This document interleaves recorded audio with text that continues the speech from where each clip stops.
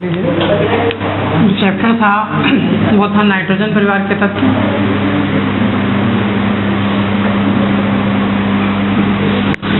यानी P block चल रहा था और पी ब्लॉक में नाइट्रोजन परिवार के तत्व आपको समझा रहे थे। ठीक है, इसमें से हमने कुछ चीज़ें समझा दी थी कि किस तरह के क्वेश्चन आने हैं, क्या होना है, 2-3 चीज़ें आपको बताई गई थी। ठीक है, अब इसमें ये था कि इनमें आपको शायद विवेचना समझा रहे थे, यही तो, कि अगर ये पूछता है, मान लीजिए क्वेश्चन इस तरह का भी बहुत बार पूछा जाता है कि नाइट्रोजन परिवार के तत्वों की विवेचना कीजिए। ठीक है, या कभी कभार ऐसे पूछ लेता है कि इन तत्वों की आवर्त सारणी में स्थिति की विवेचना कीजिए।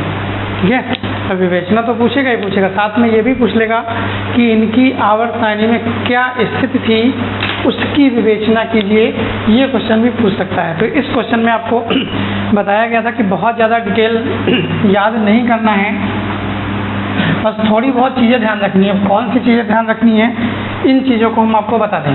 तो देखिए, सबसे पहला तो इसमें आपको क्या करना होगा, सबसे पहला इलेक्ट्रॉनिक विन्यास करना होगा। ठीक है, अब इलेक्ट्रॉनिक विन्यास करने से कई सारी चीज़ें आपको एक साथ पता चल जाएंगी। ठीक है, जब आप इलेक्ट्रॉनिक विन्यास कर देंगे तो आपको कई चीज़ें एक साथ पता चल जाएंगी कि भाई ये कैसे होती हैं, कैसे क्या होता है। तो यहाँ पर देखिए, जब हम इलेक्ट्रॉनिक विन्यास करेंगे तो नाइट्रोजन फैमिली लिखिए आप, नाइट्रोजन फास्फोरस। ठीक है, जैसे ही आप ये नाइट्रोजन फैमिली लिखेंगे, आप देखेंगे इसका कितना होता है 7, तो इसका कितना 8 जोड़ दीजिए 15, अब फिर 15 में 18 जोड़ दीजिए। ठीक है, फिर उसके बाद 18 जोड़ दीजिए। ठीक है, और फिर उसके बाद 32 जोड़ दीजिए। तो ये आपका क्या होगा, तत्व होंगे। अब उसके बाद आप इसका इलेक्ट्रॉनिक विन्यास लिखेंगे तो इसका 1s2 2s2 2p3। ठीक है, 1 का लिख लीजिए, 2 का लिख लीजिए, और उसी तरह से आप क्या करिए, इसको जनरलाइज कर दीजिए। जैसे आपने, ठीक है, 1 का लिख लिया, आप दूसरे का चाहें तो लिख लें। ठीक है, मना कुछ नहीं है, जो कुछ आप लिखना चाहो लिख सकते हो। चाहो तो आप तीसरे, चौथे, पाँचवें का भी लिखो। अगर आप नहीं लिखना चाहते हैं तो आप सीधे सीधे ये कर सकते हैं। ये 3s का था, तो अगला क्या आएगा 4s और 4p का आएगा। फिर अगला किसका आएगा 5s और 5p का आएगा। फिर अगला 6s और 6p का आएगा। ठीक है, इस तरह से ये काम तो आपको कर लेना है। उसके बाद फिर आपको ये लिखना होता है कि उपरोक्त इलेक्ट्रॉनिक विन्यास से स्पष्ट है कि इसकी बाहरी कक्षा या बाहर जो इलेक्ट्रॉन है, अंतिम इलेक्ट्रॉन वो कहाँ जा रहा है, p में जा रहा है। अतः ये किस ब्लॉक के होंगे, p ब्लॉक के तत्व होंगे ये। इसके साथ साथ बाहरी कक्षा में कितने हैं, सब में देखिए कितने हैं 5। तो जब 5 हैं तो इसलिए ये कह दिया गया कि इनकी सबकी बाहरी कक्षा में कितने इलेक्ट्रॉन है, 5 इलेक्ट्रॉन हैं। तो ये काहे के होंगे, 5th समूह के, यानी 5वें समूह के होंगे। और सब ग्रुप इनका A होगा या B होगा, ये भी आप जानते हैं। अगर अंतिम इलेक्ट्रॉन S या P में गया, ठीक है, अगर अंतिम इलेक्ट्रॉन S या P में गया तो हम कह देंगे कि इनका सब ग्रुप कौन सा है, A है। और अगर D में गया तो हम कह देंगे इनका सब ग्रुप क्या है, B है। तो इसका मतलब ये कहाँ के हो गए, एक तो P ब्लॉक के हो गए, ठीक है, और दूसरा 5th A के हो गए। ठीक है, यानी इनकी स्थिति तो पता चल गई कि आवर्त सारणी में भाई इनकी स्थिति क्या थी, यानी कहाँ पर ये तत्व स्टैंड करते हैं। ठीक है, अब उसके बाद ये देखेंगे कि इनकी प्रॉपर्टी कौन कौन सी हैं, कुछ इनके गुण लिखने होंगे। तो एक गुण तो यहीं से पता चल जाएगा। अब बाहरी कक्षा में कितने हैं 5, तो यहाँ से देखिए नाइट्रोजन का 7 होता है 2,5, ये तो होगा। अब अगर ये इसका इलेक्ट्रॉनिक विन्यास है तो आपको पता होगा यहाँ पर कितने हैं 5, होने कितने चाहिए 8। तो इसका मतलब 8 पूरे करने के लिए कुछ करेगा ये, और 8 पूरे करने के लिए क्या करेगा, 3 इलेक्ट्रॉन का आदान प्रदान करेगा। 3 इलेक्ट्रॉन ये कहीं ना कहीं से लेगा। और आप जानते होंगे जितने इलेक्ट्रॉनों का लेन देन होता है वही उसकी क्या होती है, संयोजकता होती है। ठीक है, जितने इलेक्ट्रॉनों का कोई भी तत्व लेन देन करता है वही उसकी क्या होती है, संयोजकता होती है। तो इसका मतलब इसकी संयोजकता कितनी हो गई 3। इस वाले तत्व की संयोजकता आपकी क्या हो गई 3 हो गई। अब संयोजकता 3 हो गई। अब उसके बाद एक शब्द और आता है इसमें, संयोजकता के बाद ऑक्सीकरण संख्या। संयोजकता और संयोजकता के बाद ऑक्सीकरण संख्या। तो संयोजकता और ऑक्सीकरण संख्या में बताइए क्या अंतर होता है। जो संयोजकता है वो दिए गए या लिए गए इलेक्ट्रॉनों की संख्या मात्र होती है, जबकि संयोजकता का मतलब होता है चिन्ह सहित मान। चिन्ह सहित का मतलब जैसे अगर 3 वो दे रहा है तो +3, जैसे इसमें 3 ले रहा है तो यहाँ पर -3, यानी संयोजकता इसकी कितनी 3, ठीक है, और ऑक्सीकरण संख्या -3। जैसे एग्जांपल देते हैं आपको, आप मान लीजिए मैग्नीशियम देखिए, मैग्नीशियम का कितना होता है 2,8,2, ठीक है। अगला ऑक्सीजन देख लीजिए कितना होता है 2,6। अब देखिए इसका अष्टक पूर्ण करने के लिए क्या करना पड़ेगा। हाँ, अगर इसके अष्टक की बात करेंगे तो क्या होगा, 2 ही तो एक्स्ट्रा हैं, तो 2 आप किसी को दे दीजिए, तो इसकी संयोजकता कितनी हो गई 2। भाई अगर संयोजकता की बात करेंगे तो संयोजकता इसकी कितनी हो गई 2। इसको क्या चाहिए 2 इलेक्ट्रॉन चाहिए, तो अगर 2 इलेक्ट्रॉन चाहिए तो संयोजकता तो इसकी भी 2, ठीक है। हाँ, संयोजकता आप देख रहे हैं कि दोनों की 2 है, लेकिन अगर ऑक्सीकरण संख्या की बात करेंगे तो इस वाले की जो ऑक्सीकरण संख्या है वो कितनी है +2, और इस वाले की ऑक्सीकरण संख्या कितनी है -2। तो समझ गए क्लियर। तो अगर संयोजकता का पॉइंट लिखते हैं तो आप क्लियर लिख सकते हैं कि इन सभी तत्वों की जो संयोजकताएं हैं वो कितनी होती हैं 3 होती हैं, ठीक है। इनकी बात कर रहे हैं, इनकी संयोजकताएं कितनी होती हैं 3, और ऑक्सीकरण अवस्थाएं कितनी होती हैं -3, ठीक है। संयोजकता 3 और ऑक्सीकरण अवस्थाएं कितनी -3। अब उसके साथ साथ अगर आप देखेंगे तो आपको 2-3 चीज़ें और बचती हैं जो बहुत सिंपल हैं, बाकी चीज़ें तो बहुत होती हैं कि आप जितनी याद कर पाओ विवेचना में, लेकिन 2-3 ऐसी चीज़ें आपको बता दे रहे हैं जो बड़ी सिंपल हैं। सिंपल से मतलब है कि आप उनको आराम से सॉल्व कर सकते हो। तो जब आराम से लिख सकते हैं तो उसमें एक तो त्रिज्या आ गई कि भाई अगर कहीं पर त्रिज्या है तो आपको पता होगा ग्रुप में शायद ऊपर से नीचे आने पर त्रिज्याएं क्या होती हैं, घटती हैं कि बढ़ती हैं। अब यही देख लो, इसमें कितनी कक्षाएं हैं, कक्षाएं बोलिए कितनी हैं। इसमें हम पूछ रहे हैं कितनी कक्षा हैं।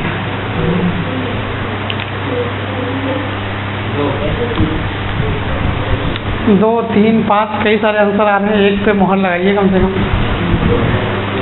किसको लॉक किया जाए, 3 को, 2 को, 5 को? 2 को। कितने लोग कह रहे हैं 2 होगा, काफ़ी लोग हैं। 3 कितने लोग कह रहे हैं,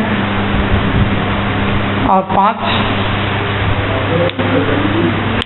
ठीक है। तो देखिए कक्षाओं की बात करते हैं तो कक्षा आप किस कक्षा में हैं, आप बताइए किस कक्षा में हैं, कक्षा बताइए कौन सी, 12th है? मतलब अपनी भी कक्षा में कंफ्यूज है यार, इतने धीरे धीरे बोल रहे हैं, ठीक है। कक्षा में किस में है, 12th में है ना, ठीक है। किस उप कक्षा में है, किस सेक्शन में है, 12th A, B, M1, A2, B2 कुछ भी होंगे, ये तो होंगे। तो इसका मतलब अगर आप ये बताते हैं, अगर हमने आपसे पूछा आप किस कक्षा में हो और आप बताते हो 12M1, तो वो एक सही आंसर नहीं है, ठीक है। उसमें आपने क्या किया, किसी और चीज़ को भी ऐड कर दिया है। कक्षा आपसे पूछी गई है ना, आप बोर्ड में जाओगे तो रिजल्ट देखोगे, क्या देखोगे, 12th B का रिजल्ट दिखा दो जरा, किसका देखोगे, 12वें का ही तो देखोगे आप, या वहाँ डालोगे जाके, अगर क्लास मान लीजिए डालने को हुई या कुछ हुआ तो 12वां ही तो डालोगे, ये थोड़ी डालोगे 12th B। तो वहाँ एक रोल नंबर अलॉट हो गया, आपको उस रोल नंबर से पहचाना जाएगा। वहाँ आप ना तो आपका नाम चलेगा, ठीक है, ना तो आपकी क्लास चलेगी। क्लास से मतलब है जो सब सेक्शन है आपका, वहाँ पर क्या है, वहाँ पर आप एक सिर्फ नंबर होंगे, तो इसको हम क्या कहते हैं, रोल नंबर कहते हैं। तो अब ये कह रहे हैं कि अगर कक्षा की बात कर रहे हैं तो कक्षा का मतलब नहीं समझते हैं, 1, 2, 3, 4, 5, 6 ये सारी क्या हैं, कक्षाएँ हैं। SPDF ये उप कक्षाएँ या उपकोष, ठीक है, उप कक्षाएँ हैं या फिर उपकोष हैं, क्लियर हो गया। उनमें जो होते हैं, जैसे S में 1 होता है, P में कितने होते हैं, 3, D में 5 और F में 7। ये क्या होती हैं? कक्षकें होती हैं। अंतर जान पाएंगे? कक्षा का मतलब वही 1 2 3 4 5 6 7 जो होती हैं वो क्या होती हैं? कक्षाएं होती हैं। ठीक है, समझ जाएंगे? कक्षा का मतलब 1 2 3 4 जो है वो कक्षाएं हैं। SPDF के साथ लिखी हैं वो उप कक्षाएं हैं, और उनके अंदर क्या होते हैं? ऑर्बिटल्स यानी कक्षक होते हैं। अगर हम इसमें कक्षा की बात करेंगे तो कितनी है?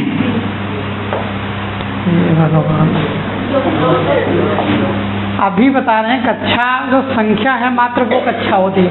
इसमें कितनी तक संख्या लिखी है? 1 और 2, 2 ही तो लिखी है, 2 के ऊपर कोई संख्या लिखी है? ठीक है, तो इसमें कक्षा कितनी हो गई? 2। इसमें 3, 1 2, ये तो भैया उप कक्षाएं हैं। 2 को 2 भागों में तोड़ा गया है S और P में। जैसे आप हैं, अब आपके यहाँ सेक्शन बहुत सारे होंगे, 3 4 होंगे, तो क्लास तो सारी 12th की है, फिर उसमें सेक्शन करे गए हैं। अब जैसे इसी में आपका टूट गया, इसी में टूटने से मतलब है अभी क्या था? आपका एक ही बैच था पूरा। अब आधे लोग उधर चले गए, आधे से ज़्यादा चले गए उधर, इधर बच्चे ही कहाँ हैं? ठीक है, और आधे लोग इधर बचे, आधे से ज़्यादा कम से कम उधर चले गए। तो इसका मतलब क्या हुआ? अब कहते हैं नहीं ये नई कक्षा हो गई, वो नई कक्षा हो गई।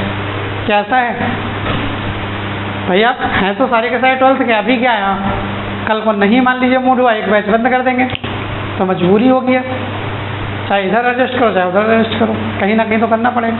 ठीक है, परेशान नहीं हुए, बंद इसलिए नहीं करेंगे। लेकिन एक बात बता रहे हैं कि मान लीजिए भाई अभी अगर हमने उस चीज़ को बंद कर दिया तो क्या करना पड़ेगा? वो वाले इधर भागेंगे, अभी तो आराम से सो रहे होंगे सुबह सुबह, लेकिन अभी अगर बंद कर दें वहाँ तो क्या उनको भी सुबह उठना पड़ेगा। और आधे से ज़्यादा लोग इसमें इसीलिए गायब हैं, उस वाले बैच में शिफ्ट हुए हैं कि सुबह सोने को नहीं मिलता था।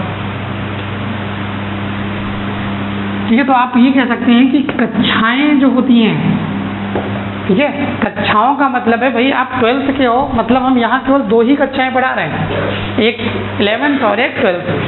अब ये थोड़ी है कि बैच हमने 3 पढ़ा दिए या बैच हमने 4 पढ़ा दी तो 4 कक्षाएं हो गई। भाई हम पढ़ा तो उतना ही रहे हैं, उतनी ही कक्षाओं को पढ़ा रहे हैं। अब जैसे हम ही हैं स्कूल में, मान लीजिए नॉर्मली ये पॉइंट जितने तक हुए हैं, मान लीजिए 5 तक हैं, तो अब कक्षाएं तो 5 ही तक मानी जाएंगी। अब ये थोड़ी है कि मान लो किसी स्कूल में बच्चे ज़्यादा हो गए, अब वहाँ भाई 2 कमरों में बैठा दिया गया, 3 में बैठा दिएगा, तो अब ये कहते नहीं अच्छा 10 कक्षा वाले में पढ़ाते हैं। भाई कहा तो यही जाएगा कि 5th तक है वहीं पढ़ाते हैं। ठीक है, अब कुछ लोग अब अजीब तरह के होते हैं, वो एक अलग बात है। एक यहाँ सरस्वती शिशु मंदिर है सीतापुर में, वहाँ के टीचर, वो स्कूल 5 तक है, सरस्वती शिशु मंदिर है ना बच्चों के लिए, तो स्कूल ही 5 तक है। वहाँ के टीचर हैं, उनसे पूछो और क्या हाल है बताएंगे, फिर उनसे कहेंगे कोई बात करो, कहेंगे हम तो भैया ऊंची क्लासों में पढ़ाते हैं। स्कूल 5 तक है, ठीक है, और कहते हैं कि हम तो ऊंची क्लासों में पढ़ाते हैं। ऊंची क्लासों से मतलब है वही जो 5 तक वाली है उन्हीं में ऊंची में पढ़ाते हैं, 4th 5वीं में। ठीक है, 3 2 इसमें नहीं पढ़ाते। तो इसका मतलब ऊंची क्लास कहने का मतलब ये थोड़ी हो गया कि शर्म के हमारे बोल रहे होंगे नहीं हम ऊंची क्लास में पढ़ाते हैं। कोई पूछ रहा है, हम तो ये नहीं बताएंगे किस क्लास में, हम तो ऊंची क्लासों में पढ़ाते हैं। तो ये क्या एक अपूर्ण अंतर है ना। वे ऊंची क्लास का मतलब क्या है? अब ऊंची क्लास बोलोगे तो आदमी कम से कम इंटर तो समझेगा, नहीं समझेगा? अगर हम कहते हैं कि ऊंची क्लासों में पढ़ाते हैं तो भले BSc MSc चलो ना समझे, लेकिन कम से कम इंटर तो समझेगा कि यार हाँ इंटर में पढ़ाते होंगे तभी तो ऊंची क्लास है।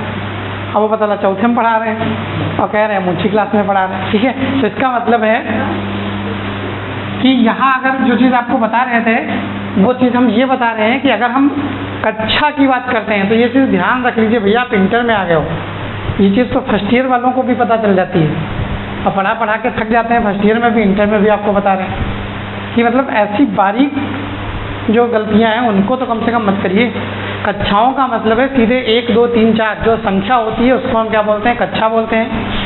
1S 2S 2P इस तरह की जो चीज़ें होती हैं उनको हम सबसेल यानी उपकक्षा या उपकोष्ठ बोलते हैं। अब S के बाद का जो हिस्सा आता है, जैसे S में एक खाना होता है, ब्लॉक जो होता है एक होता है। P पढ़ाएंगे, अगर P उपकोष्ठ आप लिखेंगे तो P में कितने होते हैं? 3 ब्लॉक होते हैं। तो इसका मतलब वो 3 कक्षक हैं। इलेक्ट्रॉन की बात करते हैं तो एक कक्षक में कितने? 2 इलेक्ट्रॉन। चीज़ों को ध्यान रखिए, एक कक्षक में कितने इलेक्ट्रॉन? 2 इलेक्ट्रॉन। तो अगर उपकोषों की बात करें तो एस उपकोष में कितने इलेक्ट्रॉन? एस उपकोष में एक ही कक्षक होती है भाई, तो कितने इलेक्ट्रॉन? 2। पी उपकोष में कितने इलेक्ट्रॉन? 6, क्योंकि पी में कक्षकें कितनी होती है? 3, और एक कक्षक में मैक्सिमम इलेक्ट्रॉन कितने? 2। डी में कक्षकें 5, डी में जो ये हिस्से होते हैं ये कितने होते हैं? 5। तो अगर ठीक है, डी में जो ये कक्षकें हैं कितनी है? 5। एक में कितने हो सकते हैं? 2। तो टोटल इलेक्ट्रॉन कितने हो गए? 10 हो गए। एफ में कक्षकें कितनी? 7। टोटल इलेक्ट्रॉन कितने? 14। अब चीज़ें ध्यान रहेंगी थोड़ी बहुत। तो अगर हम बात करते हैं तो ये इस तरह से लिखा था, इसमें कितनी कक्षाएं थी? 2। इसमें ऐसे ही तो थी। इन 2 को जरा चेक कर लेते हैं। नाइट्रोजन में कितनी कक्षाएं? 2। एक ये नाभिक हो गया,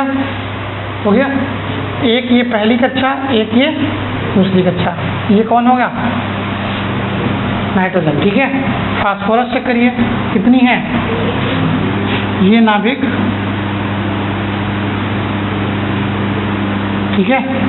अगला चेक करिए, ये नाभिक, ये पहली कक्षा, दूसरी कक्षा, तीसरी कक्षा और ये चौथी कक्षा। सबसे बड़े साइज का कौन है बताइए? अरे इसमें देख के बताओ, सबसे बड़ा वाला यही तो है। ठीक है, यही लग रहा है सबसे बड़ा। तो इसका मतलब है सबसे ज़्यादा त्रिज्या किसकी? इसी की, उसके बाद इसकी और उसके बाद इसकी।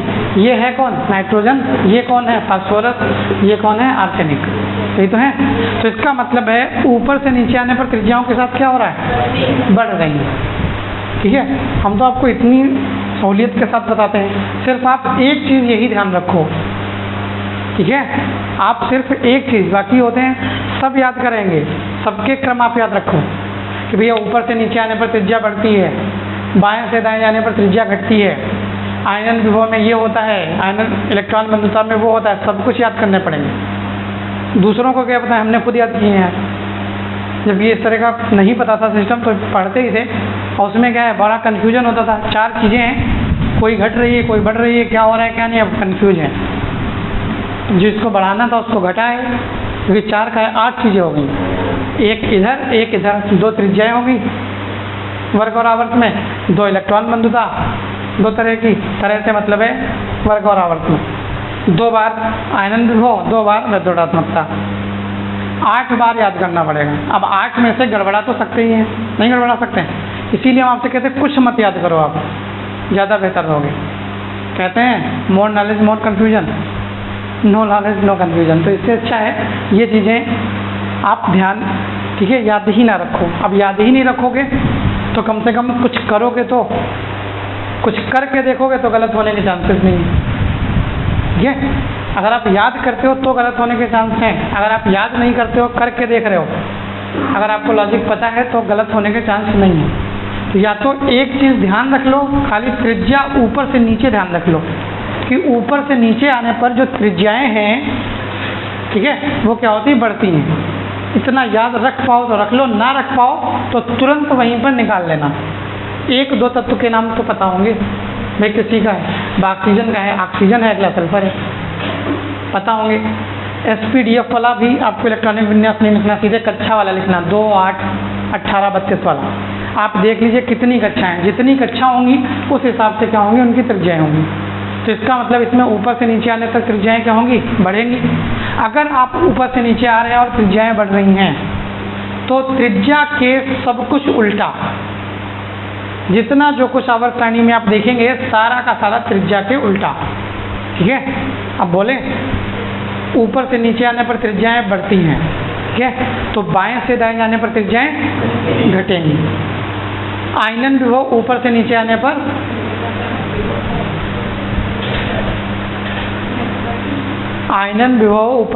आने पर बढ़ेगा कि घटेगा? घटेगा ना। अरे यार अभी तो बताया है कि सब कुछ त्रिज्या का उल्टा, ऊपर अभी तो बोला है जितना जो कुछ हो सब त्रिज्या का उल्टा। तो ऊपर से नीचे आने पर त्रिज्या क्या कर रही है? बढ़ रही है। ठीक है, अब लिख दिया है। ऊपर से नीचे आने पर त्रिज्या बढ़ रही है तो इधर घट रही होंगी, यही तो है, त्रिज्या की बात है। अब अगर हम आयनन विभव पूछें तो ऊपर से नीचे आने पर आयनन विभव क्या होगा, घटेगा, बाएं से दाएं बढ़ेगा। इलेक्ट्रॉन बंधुता ऊपर से नीचे घटेगी, बाएं से दाएं बढ़ेगी। विद्युणात्मकता ऊपर से नीचे नॉर्मली घटती है, ठीक है, और बाएं से दाएं नॉर्मली बढ़ती है, ठीक है।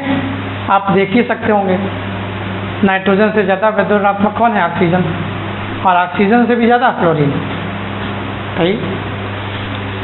अब तो अगर आपको डाउट हो तो पीरियोडिक टेबल तुरंत लगी है, आप देख भी सकते हैं। ये आपका नाइट्रोजन है, ये ऑक्सीजन है और ये फ्लोरीन है। बाएं से दाएं जाने पर आप चेक करेंगे, ये नाइट्रोजन है, बाएं से दाएं जाने पर विद्युणात्मकता बढ़ती है, नाइट्रोजन से ज़्यादा होती है ऑक्सीजन की और ऑक्सीजन से ज़्यादा फ्लोरीन। तभी तो कहा जाता है FON, याद रखिए, कहा जाता नहीं कहा जाता, FON यानी फोन, मतलब सबसे ज़्यादा विद्युणात्मक तत्व जो हैं वो कौन है, FON है, फोन। फ्लोरीन सबसे ज़्यादा विद्युणात्मक तत्व है पूरी आवर्त सारणी का, उसके बाद ऑक्सीजन और उसके बाद नाइट्रोजन, ठीक है। क्लियर हो गया, सारी की सारी चीज़ें पता चलेगी, ठीक है। चलिए फिर लिखिए थोड़ा बहुत। नाइट्रोजन परिवार के तत्व हैं, इसमें ऐसे ही पहले लिख लीजिए, थोड़ा सा लिखिए। नाइट्रोजन परिवार के तत्व, नाइट्रोजन परिवार के तत्व पी ब्लॉक के, नाइट्रोजन परिवार के तत्व पी ब्लॉक के अंतर्गत आते हैं, पी ब्लॉक के अंतर्गत आते हैं क्योंकि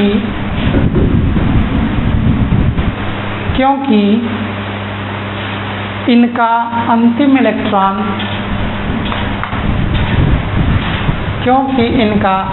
इलेक्ट्रॉन, पी उपकोष में, क्योंकि इनका अंतिम इलेक्ट्रॉन पी उपकोष में प्रवेश करता है, अतः ये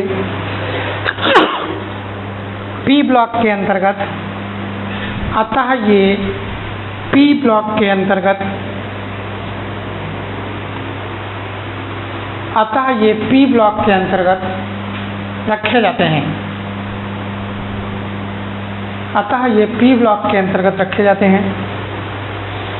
अब हेडिंग लिखिए, आवर्त सारणी में तत्वों की विवेचना, आवर्त सारणी में तत्वों की विवेचना, आवर्त सारणी में तत्वों की विवेचना।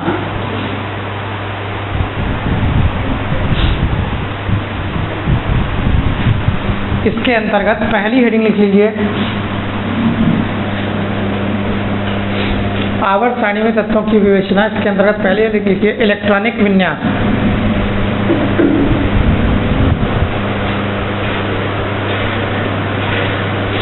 इलेक्ट्रॉनिक विन्यास लिख लेंगे, लिख लीजिए। ये तत्व लिखे हुए हैं, इनके आगे इनके इलेक्ट्रॉनिक विन्यास लिखने हैं आपको, ठीक है। तो यहाँ से देखिए इसका कितना होता है, 7, 15, 31, फिर कितना 35, 51 और फिर 83। तो इनके इलेक्ट्रॉनिक विन्यास लिखिए भाई, अभी तो लिखे थे।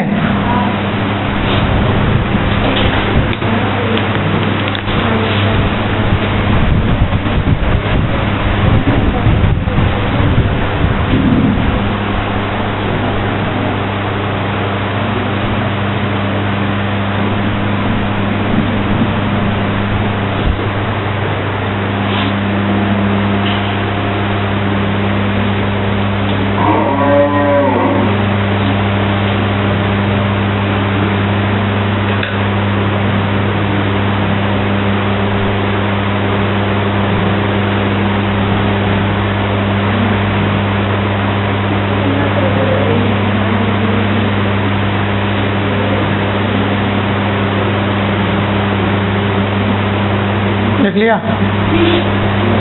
देखिए उपरोक्त इलेक्ट्रॉनिक विन्यास से स्पष्ट है, उपरोक्त इलेक्ट्रॉनिक विन्यास से स्पष्ट है कि मतलब अभी इलेक्ट्रॉनिक विन्यास लिखा था हमने, ठीक है। उपरोक्त इलेक्ट्रॉनिक विन्यास से स्पष्ट है कि इनका अंतिम इलेक्ट्रॉन,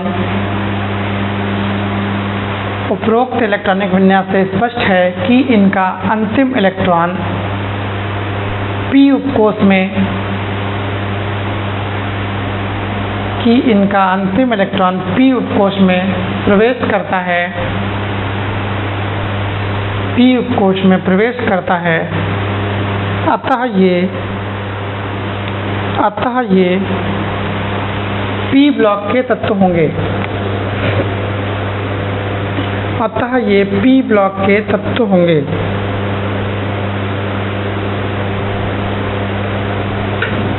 उसमें आगे लिखिएगा, तथा इनकी बाहरी कक्षा में, तथा इनकी बाहरी कक्षा में 5 इलेक्ट्रॉन हैं, तथा इनकी बाहरी कक्षा में 5 इलेक्ट्रॉन हैं। अतः इनको 5th A समूह में रखा गया है। 5th रोमन वाला बनाइए तो ज़्यादा अच्छा है, जो V की तरह से बनता है। अतः इनको 5th A समूह में रखा गया है। अतः इनको 5th A समूह में रखा गया है। अब अगली हेडिंग डालिए, संयोजकता। कितनी होगी संयोजकता? 3। तो लिखिए, इन सभी तत्वों की बाहरी कक्षा में, इन सभी तत्वों की बाहरी कक्षा में 5 इलेक्ट्रॉन होते हैं। इन सभी तत्वों की बाहरी कक्षा में 5 इलेक्ट्रॉन होते हैं। अतः इनकी सामान्य संयोजकताएं, अतः इनकी सामान्य संयोजकताएं, अतः इनकी सामान्य संयोजकताएं 3 होती हैं, जबकि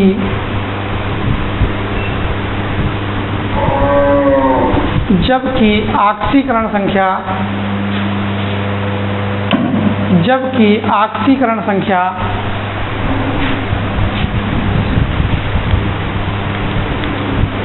-3 होती है।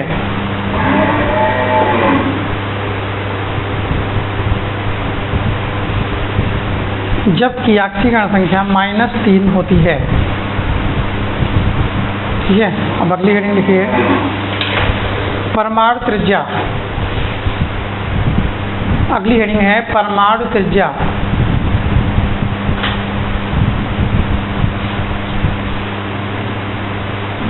तो लिखिए, वर्ग में ऊपर से नीचे, वर्ग में ऊपर से नीचे जाने पर,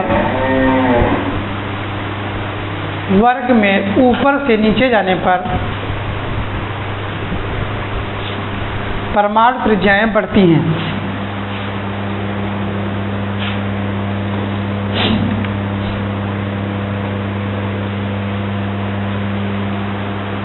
अगली हेडिंग, आयनन विभव।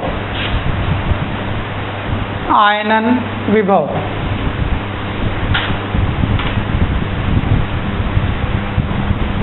इसमें लिखिए, किसी वर्ग में ऊपर से नीचे जाने पर आयनन विभव क्या होंगे? घटता है। किसी वर्ग में ऊपर से नीचे जाने पर, किसी वर्ग में ऊपर से नीचे जाने पर आयनन विभव घटते हैं। किसी वर्ग में ऊपर से नीचे जाने पर आयनन विभव घटते हैं। अगली हेडिंग लिखिए, इलेक्ट्रॉन बंधुता। इलेक्ट्रॉन बंधुता।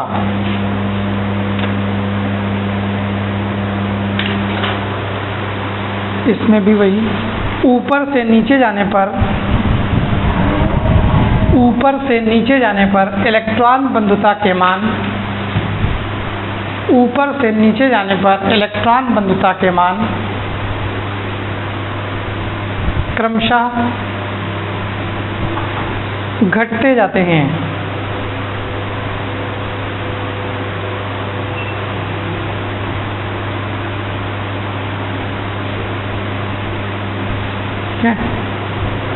अगला वैद्युत ऋणात्मकता भी लिख लीजिए।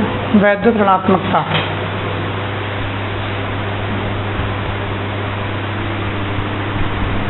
तो इसमें भी लिखिए, ऊपर से नीचे जाने पर वैद्युत ऋणात्मकता के मान सामान्यतया क्या होंगे? घटते हैं। अगली हेडिंग लिखिए, अपर रूपता। अपर रूपता, एलोट्रॉपी या एलोट्रॉप्स, अपर रूपता। अब देखिए ये क्या होती है, जानते हैं कोई लोग?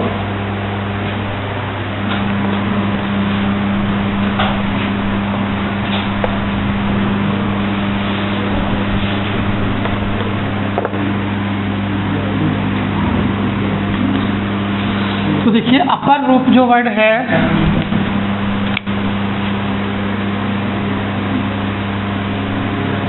अपर रूप, ठीक है। तो अब देखिए अपर रूप जो वर्ड है देखने में ही लग रहा है रूप से रिलेटेड है, ठीक है, रंग रूप से। तो आप ये कह सकते हैं कि अगर रूप की बात करते हैं, अपर रूप की बात करते हैं, तो यहाँ पर ये कहा जाता है कि कोई भी तत्व किसी अन्य फॉर्म में भी पाया जा रहा है। क्या समझ रहे हैं? कोई तत्व है, क्या वही सेम तत्व किसी दूसरे रूप में भी पाया जा रहा है, ठीक है। अपर रूपता का मतलब है कि एक तत्व कितने रूपों में पाया जा रहा है, ठीक है। अगर कोई भी तत्व की हम बात करेंगे तो ये देखा जाता है कि कोई भी तत्व कितने रूपों में पाया जाता है। जैसे अगर हम तत्व छोड़ दीजिए, पहले यौगिक की बात कर लें तो आप आसानी से समझ जाएंगे। मान लीजिए जल है, तो आप जानते हो जल 3 रूपों में पाया जाता है मुख्यतः। जल द्रव के फॉर्म में, बर्फ के फॉर्म में और वाष्प के फॉर्म में। तो ये क्या हो गए? जल के 3 अपर रूप हो गए। ऐसे मान लीजिए, आप सीधे समझने की दृष्टि से आप क्या करिए, ऐसे मान लीजिए। जैसे कार्बन के अपर रूप जानते हैं? जैसे हीरा होता है, हीरा भी क्या है? कार्बन का ही तो रूप है। ग्रेफाइट कार्बन का ही तो रूप है। एक और होता है फुलेरिन बोलते हैं जिसको, ठीक है। कार्बन के 3 अपर रूप होते हैं। एक तो हो गया हीरा, कार्बन की अगर बात कर रहे हैं, हीरा, ग्रेफाइट, और तीसरा है फुलेरिन, ठीक है। C60 सबसे बेसिक फुलेरिन है। C60, C80, C90, C100, C120, इस तरह से कई सारे फुलेरिन पाए जाते हैं। तो ये सब क्या है? कार्बन के अपर रूप हैं। इसी तरह से इसमें कहा गया, तो अपर रूप समझ के क्या होता है? अपर रूप का मतलब हो गया कि वही तत्व कितने अन्य रूपों में पाया जा रहा है, ठीक है। जो वो तत्व है आपका, वही तत्व कितने और रूपों में पाया जा रहा है। तो इनकी अगर हम बात करते हैं तो इसमें बिस्मथ जो है, ठीक है, जो सब लास्ट में है, तो आप ये कह सकते हैं बिस्मथ को छोड़कर बाकी सभी तत्व क्या करते हैं? अपर रूपता प्रदर्शित करते हैं। जैसे फास्फोरस मुख्यतः 2 अपर रूपों में पाया जाता है, ठीक है। एक तो लाल फास्फोरस और एक सफ़ेद फास्फोरस। सफ़ेद फास्फोरस को ही पीला फास्फोरस भी कहते हैं। आपने कभी नाम सुना होगा पीला फास्फोरस, या नहीं सुना होगा तो सुन लीजिए, ठीक है। फास्फोरस के 2 अपर रूप हैं, एक लाल फास्फोरस और एक पीला सफ़ेद फास्फोरस, या उसी को आप क्या कहते हैं? पीला फास्फोरस। क्योंकि जो सफ़ेद फास्फोरस होता है, समझ रहे हैं, वो वायु के संपर्क में आकर क्या हो जाता है? पीला हो जाता है।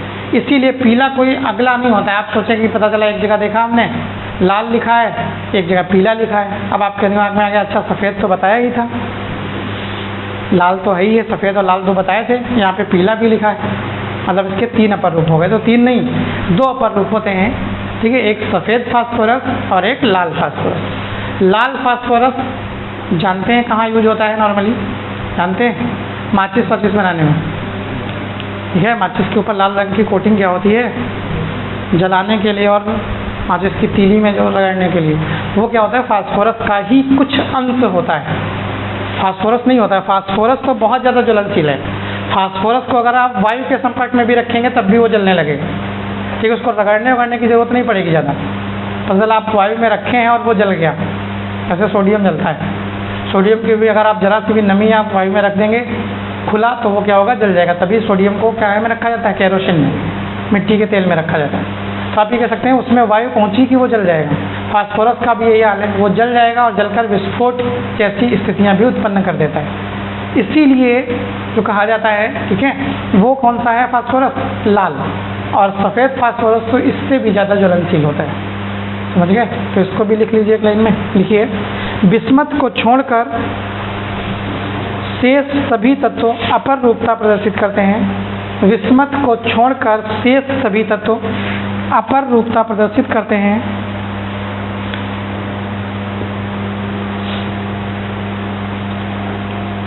विस्मथ को छोड़कर शेष सभी तत्व अपर रूपता प्रदर्शित करते हैं। जैसे अपर रूपता प्रदर्शित करते हैं, जैसे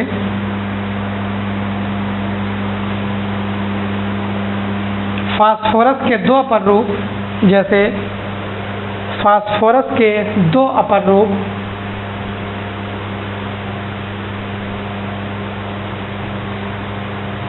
लाल फास्फोरस व सफ़ेद फास्फोरस होते हैं। लाल फास्फोरस व सफ़ेद फास्फोरस होते हैं।